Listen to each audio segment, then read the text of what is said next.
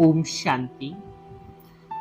जीवन में हम बहुत सी चीजें देखते हैं और उनसे बहुत कुछ प्राप्त भी करते हैं। हमारे कई सपने होते हैं जो जीवन से जुड़े होते हैं, परिवार से जुड़े होते हैं, बच्चों से जुड़े होते हैं, अपने कैरियर को लेकर के भी होते हैं। हम उन्हें प्राप्त करते जाते हैं। हर प्राप्ति हमें कहीं न कहीं संतुष्टि अवश्य देती है और खुशी का एहसास कराती है। लेकिन आज हम देख रहे हैं कि जीवन में उन सभी आशाओं से गुजरते गुजरते कहीं न कहीं हमारी खुशी कम होती जा रही है। खुशी मिली और अगले ही पल चली भी गई। फिर हम उसे दोबारा ढूंढने की कोशिश करते हैं। खुशी क्या है, उसे समझें और अपने जीवन में धारण करें। मैं खुश कैसे रह सकता हूँ? क्या मैं कभी यह जान पाता हूँ कि वो कौन सी ऐसी बातें हैं जो मुझे खुशी देती हैं? खुशी कहीं बाहर से मिलेगी, किसी और के साथ संबंधों में मिलेगी, किसी भौतिक प्राप्ति से मिलेगी, या फिर मेरे अपने ही अंदर है? खुशी कहीं न कहीं मिलती है, फिर चली जाती है, फिर मिलती है और फिर चली जाती है। सारे दिन में कई परिस्थितियां आती हैं। सारा दिन क्या है? यह परिस्थितियों की एक श्रृंखला है जो लगातार चलती ही रहती है।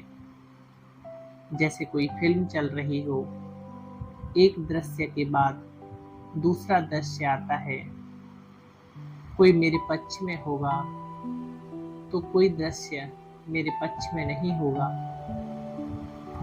इसी प्रकार कोई व्यक्ति मेरे पक्ष में होगा तो कोई नहीं भी होगा। अर्थात मैं जैसे चाहता हूँ वैसे कोई चलेगा और कोई नहीं चलेगा। इसका मुख्य कारण यही है कि हमारी खुशी व्यक्ति और लोगों के ऊपर निर्भर कर रही है। इसलिए खुशी मिलती है फिर चली जाती है। अर्थात एक दृश्य आया, बहुत अच्छा, बच्चे समय पर सुबह उठ गए, तैयार भी हो गए और स्कूल भी चले गए, तो इससे मुझे खुशी मिली। दूसरा दृश्य आया कि बच्चे समय पर तैयार तो हो गए लेकिन उनको लेने के लिए बस ही नहीं आई, तो मुझे गाड़ी से छोड़ने के लिए जल्दी जल्दी जाना पड़ा। पहले वाले दृश्य में खुशी थी लेकिन दूसरे दृश्य में खुशी गायब हो गई। फिर अगला दृश्य आता है कि समय पर फिर भी स्कूल में पहुंच तो गए, बहुत अच्छा, लेकिन अगला दृश्य मैं पहुंचते ही याद आया कि जो गृह कार्य किया था वो नोटबुक तो घर पर ही रह गई। ये सारे ऐसे दृश्य हैं जो मेरे मानसिक संतुलन पर प्रभाव डालते हैं, क्योंकि मैंने अपने मन का नियंत्रण पूरी तरह से जैसे जैसे परिस्थितियों के हाथ में दिया हुआ है। तब मैंने सोचा कि ये सब तो स्वाभाविक ही है, जैसी जैसी परिस्थिति लोग बदलते जाएंगे। मेरी सोच, मेरी अनुभूति उनके अनुसार बदलती जाएगी। इसलिए हमें कभी खुशी मिलती है तो कभी गम मिलता है और हम उसे स्वीकार कर लेते हैं। हम अपने मन की शक्ति को परिस्थितियों को देते गए। परिस्थितियां दिन प्रतिदिन चुनौतीपूर्ण होती गईं। कभी अनुकूल, कभी अशांति का जो प्रतिशत था वह बढ़ता गया, जिसके कारण हमारे जीवन में स्थिरता कम और अशांति ज्यादा हो गई।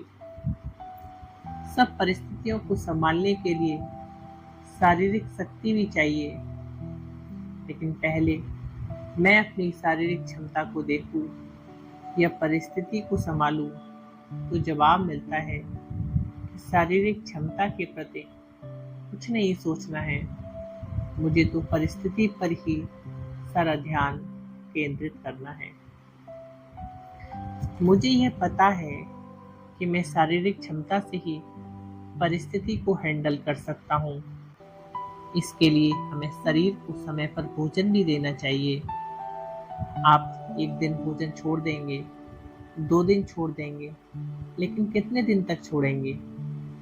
यदि हमारा स्वास्थ्य अच्छा होगा तभी हम ठीक तरह से काम कर पाएंगे। लेकिन कहीं न कहीं हमने भावनात्मक स्वास्थ्य को शारीरिक स्वास्थ्य से अलग कर दिया है। अगर उसको भी हम जीवन में उतनी ही प्राथमिकता दें जितना कि शारीरिक स्वास्थ्य को देते हैं, तब हम जीवन की यात्रा ठीक तरह से चला पाएंगे। आजकल लोग शारीरिक स्वास्थ्य के बारे में इतना सोच रहे हैं, क्यों इतना ध्यान रखा जा रहा है? आजकल भावनात्मक दबाव इतना ज़्यादा है कि कोई न कोई समस्या शरीर के साथ चलती ही रहती है। इसका कारण यह है कि हमने आत्मा का ध्यान ही नहीं रखा। अगर हम आत्मा का भी ध्यान रखें तो मन पर जो इतना ज़्यादा दबाव है उसके लिए मेहनत नहीं करनी पड़ेगी। आप व्यायाम कर रहे हैं, उस समय आप स्वयं को चेक कर जांच करें, हमारी सोच की गुणवत्ता क्या है। हम सेहत के लिए घूम रहे हैं, लेकिन साथ साथ नकारात्मक विचार उत्पन्न हो रहे हैं। इस विचार का असर सिर्फ हमारे मन पर ही नहीं बल्कि पूरे शरीर पर पड़ता है। इसलिए हमें अपने विचारों को चयन सोच समझकर करना चाहिए। एक है शारीरिक रूप से शक्तिहीन होना और एक है भावनात्मक रूप से शक्तिहीन होना। अगर हम भावनात्मक स्वास्थ्य, इमोशनल हेल्थ को उतना ही महत्व दें कि ये सब परिस्थितियाँ और भावनात्मक स्वास्थ्य अलग अलग नहीं है। यदि मैं भावनात्मक रूप से स्वस्थ हूँ तो परिस्थितियों को बहुत ही सहज सरलता से पार कर सकता हूँ। पहले हम क्या करते हैं, परिस्थितियों को संभालने के बारे में सोचते हैं। यहाँ पर एक बात और आती है कि हमने शारीरिक स्वास्थ्य के लिए व्यायाम करना शुरू किया, ये सोचकर कि स्वास्थ्य के लिए आवश्यक है। एक जागरूकता आनी शुरू हुई है कि मुझे क्या खाना है, क्या नहीं खाना, किस समय पर खाना है और उसके लिए कितना व्यायाम करने की आवश्यकता है। अभी वर्तमान समय हमें इमोशनल हेल्थ को महत्व अधिक देना होगा। शारीरिक स्वास्थ्य के साथ साथ भावनात्मक स्वास्थ्य पर भी उतना ही ध्यान देना होगा। खुशी को समझें, उसे अपने जीवन में धारण करें कि मैं खुश कैसे रह सकता हूँ। इस बातों पर विचार करें कि हमारी खुशी कहीं बाहर से मिलेगी या किसी के साथ संबंधों में मिलेगी या किसी भौतिक प्राप्ति से मिलेगी। लेकिन सच यही है कि खुशी मेरे अपने अंदर है, खुशी मेरी पर्सनल प्रॉपर्टी है, खुश रहना मेरा जन्मसिद्ध अधिकार है।